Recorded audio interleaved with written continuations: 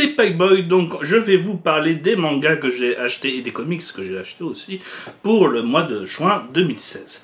Alors il y en a pas mal, hein, je me suis fait vachement plaisir parce que bon, j'ai eu un petit surplus ce mois-ci, une petite prime, donc je me suis dit tiens, autant se faire plaisir avec une grosse encyclopédie qui me donnait envie. Je risque d'en acheter une deuxième.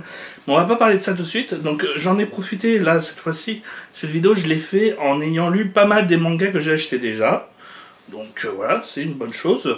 Et je voulais juste vous dire, je suis désolé, donc les 3 dernières vidéos que j'ai faites, donc DC Rebirth, la Total Yoshihiro Togashi et comment donc préparer son voyage au Japon, je les ai fait avec la fenêtre ouverte et donc je pensais pas qu'on entendrait autant les bruits justement de dehors, donc que ce soit les voitures, l'autoroute, le vent et tout, mais bon il faisait chaud et là donc je le fais la fenêtre fermée avec un lampadaire qui m'aveugle et en plus qui me réchauffe énormément et donc avec la chaleur qu'il fait en ce moment, ben voilà, je suis un petit peu rouge, tout ça, voilà, je suis désolé et je retrouve un petit peu de mes cheveux, je suis content.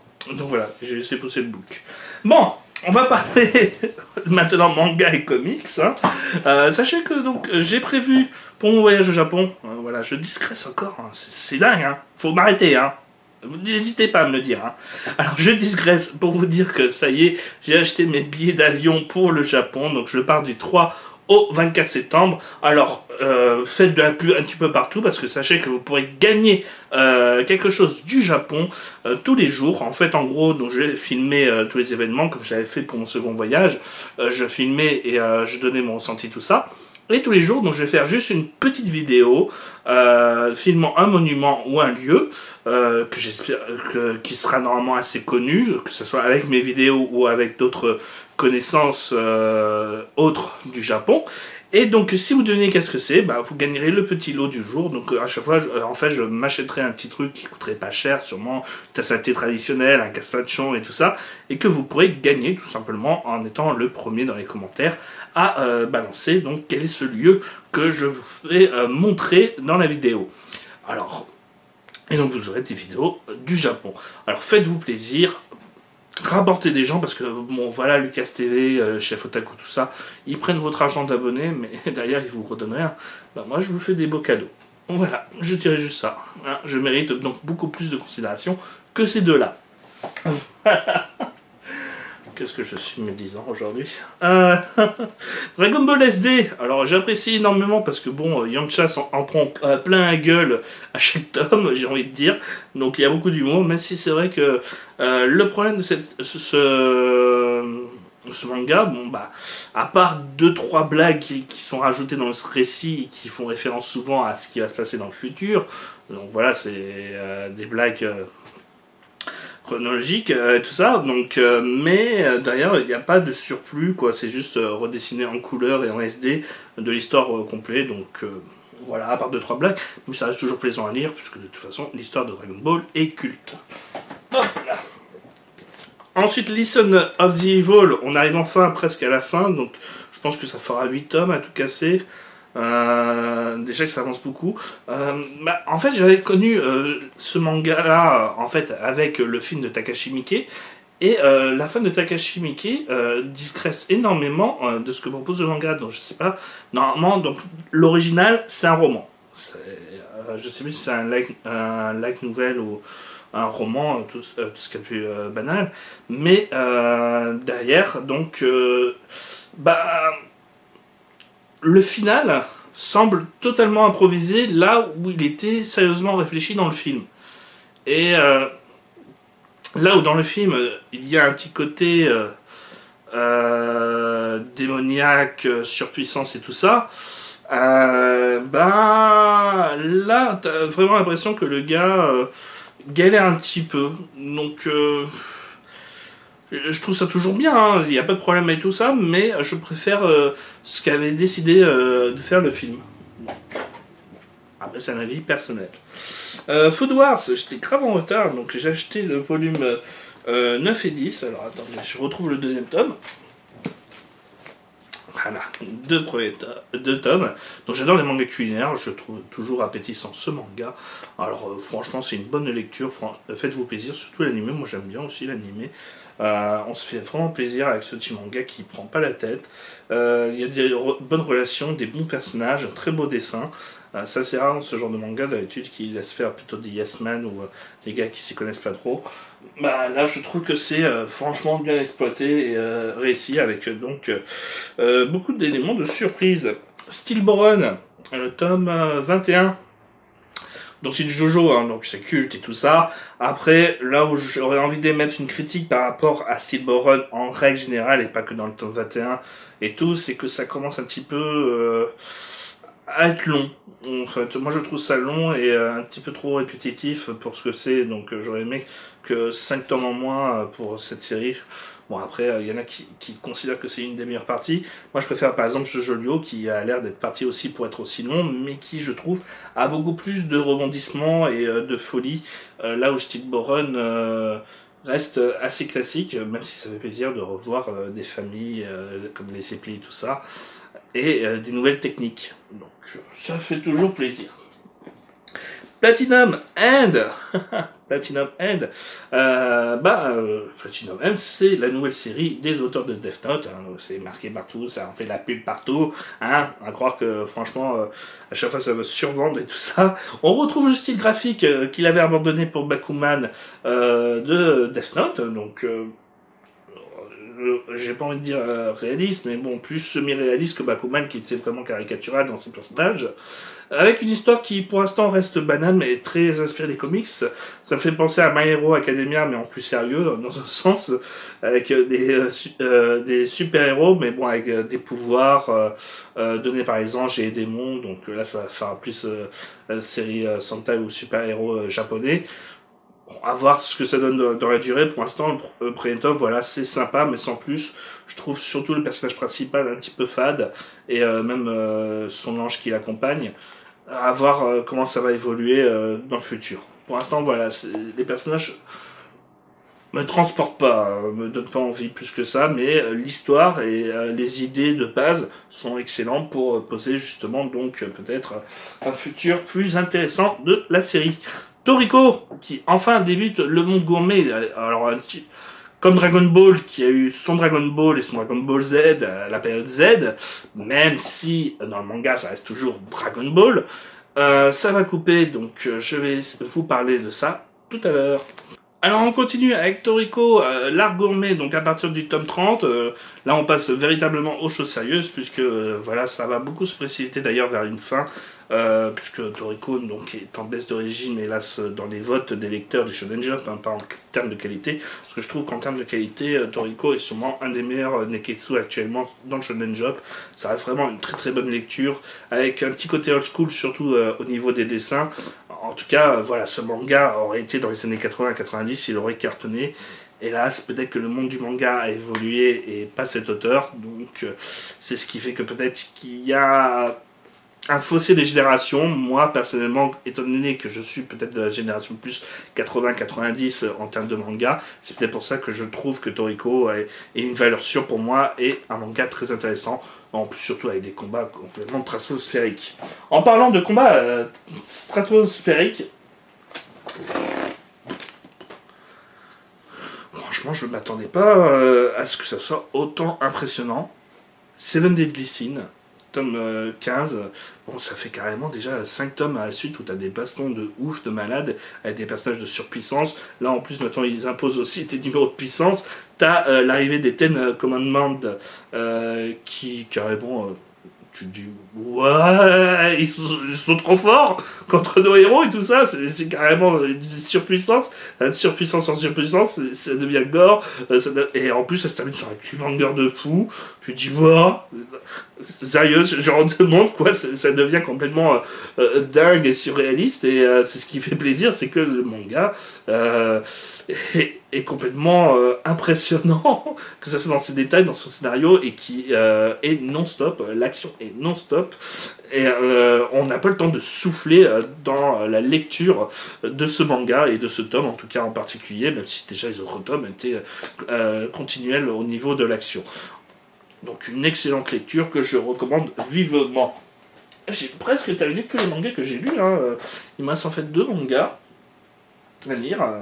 Et 2 autres, tout ça. Donc Prisonnier Riku de Lucas TV qui le recommande. Voilà, Lucas TV qui...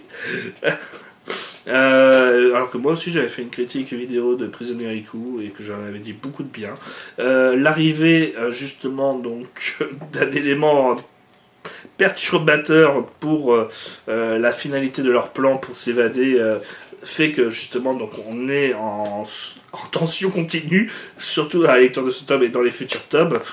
On se demande sans cesse donc ce qui va se passer. Il y a vraiment donc une épée de Damoclès sur nos héros qui s'est activée dans ce tome et qui rend donc justement la suite encore plus passionnante. Et donc là maintenant ce sont des lectures que je n'ai pas lues, à part un comics que j'ai lu. Alors là on va faire vite fait les 2 derniers mangas, donc mon histoire, tome 10, donc je pense que je vais m'arrêter au tome 11, parce que ça continue à être des histoires sans plus et tout ça, et ça commence à me saouler, donc voilà, ça reste vite fait une petite lecture sympathique, mais sans plus. Seven Deadly Sins, le roman. Alors je l'ai pas encore lu, hein, Seven Wish et tout ça, donc c'est juste du roman. J'ai oublié de prendre le one shot, donc il faudrait que je me l'achète. Mais à voir donc qu'est-ce que ça vaut. Test Tsuka, voilà, donc histoire originale et illustration. Donc bon, c'est des romans qui adaptent qui donnent un petit peu plus de profondeur à d'autres personnages ou au monde justement de Seven Deadly Sins. Bon, après, voilà, c'est souvent des yes men, enfin c'est un truc commercial et tout ça, mais bon, ça permet de... Un prologue à la grande épopée de Seven Deadly Sins, riche en aventures et en révélations. Voilà, on va pas apprendre grand chose, mais on va surtout se faire plaisir avec une petite lecture qui devrait bien se passer. Alors, dans les lectures que j'ai déjà terminées en comics, donc c'est le seul que j'ai terminé en comics, Justice League Universe hors série. Tome 1. Donc c'est la suite du dernier hors-série de leur série numéro 2 de Justice League Saga. Oui, donc il faut pas comprendre, même si c'est vraiment la suite. Et bon bah Justice League alors Justice League International, c'est à la suite de Justice League International.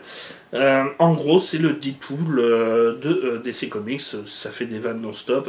Le groupe de Justice League International, composé de Blue Beetles, de Goldbuster, je me souviens plus de Elron, de Sue Dibny, Plastic Man, Elastic Man, voilà, donc tout ce beau monde sont réunis et se détestent. Il y a Guy Garner, il y a Power Girl, donc c'est souvent des personnages secondaires de la série, mais justement donc ils se détestent, ils se vannent, c'est super marrant, non-stop.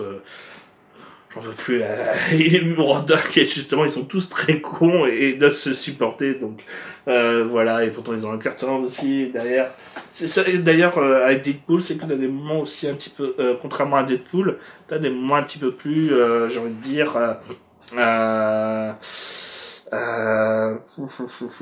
comment dire ça, beaucoup plus triste. Enfin, t'as un mélange de tous les genres en quelque sorte, même si ça reste l'humour en particulier. Les 3 donc série de comics, vous savez ce que j'en pense: Superman Universe, Batman Universe, Justice League Universe. Donc la préconvergence avec The True, qui commence un petit peu à décevoir, c'est vrai, ça commence à devenir un petit peu classique, là où je m'attendais à quelque chose de plus phénoménal. Batman Universe, bon bah toujours avec Bat Pikachu, je dois en dire plus. Justice League Univers, toujours dans Darkseid War, donc ça par contre c'est énorme, ça reste fandard et complètement surréaliste. Chaque chapitre c'est une orgie, d'aventure et de suspense et de cliffhanger. Future Ends, le 4e tome, donc je sais pas qu'est-ce qui se passe, mais voilà, ça commence un petit peu à devenir longué, mais heureusement donc c'est le dernier tome, donc j'ai vivement hâte de voir la conclusion, parce que t'as des robots Joker, Batman complètement surréaliste, t'as Batman Beyond, t'as plein de trucs, Omac, tout ça qui commence à péter la cave et tout ça, donc ça devient complètement foufou. Harley Quinn, bah oui, il faut s'y mettre parce que bon, là, vous allez en entendre parler énormément. Harley Quinn et Power Girl, alors ça fait suite à une histoire qui se passe dans le tome 2 de Harley Quinn. Je sais pas si j'en avais parlé que j'avais acheté Harley Quinn 2, je ne me souviens plus. Donc voilà, où Harley Quinn et Power Girl se retrouvent dans des autres planètes coincées et vont devoir s'en sortir. Avec Power Girl qui a perdu la mémoire et donc qui se fait manipuler par Harley Quinn. C'est assez drôle, même si des fois c'est un petit peu lourd. Voilà, faut aimer. Faut aimer ce genre d'humour. C'est moins bon en tout cas que Deadpool, ou que je trouve, ou que de Justice League International. Earth 2, la fin, tome 5, la fin du monde, partie 2. Alors moi j'aimerais bien trouver le tome 4, j'arrive pas à l'acheter, mon vendeur de comics l'a pas, donc il faudrait que je l'achète ailleurs, et donc je sais pas si je vais le lire ce mois-ci, sinon je risque de me spoiler un petit peu. Mais voilà, R2 c'était une lecture qui me plaisait énormément dans Justice League International, et j'étais déçu qu'ils arrêtent la série pour la mettre uniquement en librairie. Donc je suis obligé d'acheter à partir du tome 4 justement les autres séries alors que les autres sont kiosques. Donc mauvaise chose, Urban ça détruit ma collection puisque d'autres j'ai pas envie de racheter les 3 premiers tomes. Donc ça fera 3 cartonnés puisqu'il y a 6 tomes. Mais voilà, on trouve la société de justice en version plus sérieuse et en version plus jeune, affrontant justement la troupe de Darkseid et un Superman à la solde de Darkseid. Et donc franchement l'histoire est apocalyptique. Et enfin donc le petit truc où je me suis fait plaisir, c'est l'encyclopédie de DC Comics. Hein, c'est vraiment très très lourd, avec beaucoup d'illustrations, très très gros. Voilà, parce que donc sachez que quand je vous fais une totale, hein, Jackie Chan, une totale Hong Kong, totale Akira Toriyama, totale Shiro Togashi, moi, on va dire personnellement, j'adore les encyclopédies parce que justement, ça me permet, en plus d'apprécier une œuvre ou une personne, d'approfondir mes connaissances sur justement le genre, la personne, le cinéma et tout. Ce sont des choses qui me plaisent énormément. Et en plus, ça permet aussi de briller un petit peu en société avec des connaissances que tout le monde s'en fiche. Mais voilà, donc vous avez pu constater que j'avais des encyclopédies du cinéma de Hong Kong, du cinéma japonais, de la catégorie 3, qu'est-ce que j'ai comme encyclopédie, j'ai Doctor Who, voilà, ce sont des choses qui me permettent de m'enseigner et de vous sortir donc les informations que j'ai besoin pour les totales que je vous fais habituellement. Mais pour vous dire à quel point, donc justement ce genre de bouquin-là, bon déjà il coûte 50€, hein, donc il faut vraiment être cher, et donc là voilà. Regardez, voilà, c'est format A4, hein, Harley Quinn. Hein. C'est comme les autres, hein, voilà, c'est tout ça en plus. C'est vous dire la taille du bouquin. C'est bien gros, c'est bien imposant. Et ça fait style, voilà, j'ai des encyclopédies, moi, tu vois. Non, c'est pas des encyclopédies sur la nature, sur l'environnement, tout ça. Non, c'est sur DC Comics. Voilà. Et franchement... ça peut être grave. Ça peut être grave. Il y a une encyclopédie aussi sur Batman qui est sortie chez Engin and Menin. C'est pas Urban qui fait ça. C'est dommage, hein, parce que franchement, Urban aurait pu travailler ce genre de truc. Mais donc, il y a un autre dans la même édition, à 50€ lui aussi. Je n'ai pas pu m'acheter les deux quand même. J'ai reçu une prime, pas non plus des milliards. Donc, voilà, ça reste une bonne lecture. Moi, je vous le recommande vivement. J'espère que je vous aurai pas ennuyé avec donc tous mes bouquins et tout ça. J'espère que ça vous donne envie. Vous, qu'est-ce que vous avez acheté pour le mois de juin, ou qu'est-ce que vous avez prévu d'acheter pour le mois de juin? Moi, je vous dis à une prochaine. Attendez-vous encore des grosses surprises. Ce week-end, normalement, il y aura la totale Yoshihiro Togashi, le numéro 1. Ensuite, je vous expliquerai comment préparer votre voyage au Japon. J'essaierai de faire peut-être des road trips 2-3 avant mon départ, donc en septembre, que ça me permettra d'éviter de tourner en même temps. Et voilà, j'essaierai de terminer la totale Yoshihiro Togashi pour cet été aussi, et la totale Akira Toriyama, qui a reste plus qu'un numéro, il suffit juste que je les écrive avec justement tout mon cœur possible, parce que j'aimerais quand même terminer sur une apothéose pour ces deux auteurs qui sont pour moi deux des plus grands auteurs de manga au monde. Voilà. Donc j'espère que cela vous aura plu, que ça vous aura donné envie. Peut-être que vous aurez envie d'acheter, justement. Moi, je recommande franchement ce genre d'encyclopédie. Je l'ai même pas lu, hein, mais je me dis franchement, vu l'épaisseur, vu le travail qui a été fait dessus, en plus, voilà, comme vous pouvez le constater, on se fout pas de vous, hein, c'est vraiment un travail avec carton et tout ça, au niveau design et tout. Donc je pense qu'au niveau contenu, ça sera aussi mythique. Voilà. Et moi, je vous dis à une prochaine.